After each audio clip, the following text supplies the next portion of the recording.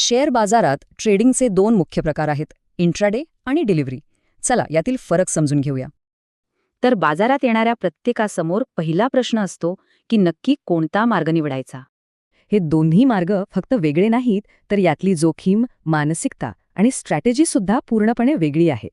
Intraday trading म्हणजे speed, याला marathon नाही तर एक स्प्रिंट शर्यत समजा.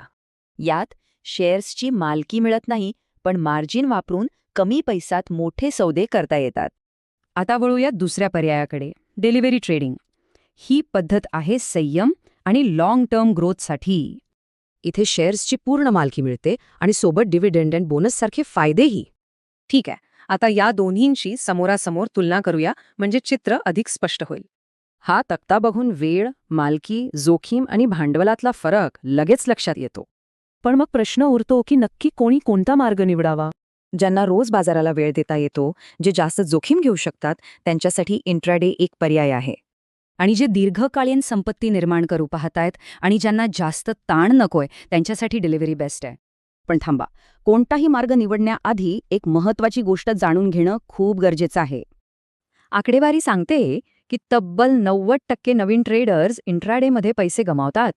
म्हणून लक्षात ठेवा, यश नशिबाने नाही तर योग्य स्ट्रॅटेजी आणि शिस्तीनेच मिळतं. थोडक्यात काय, तर जलद नफ्यांसाठी इंट्राडे आणि मजबूत संपत्तीसाठी डिलिव्हरी. निवड ही ध्येयांवर अवलंबून असते.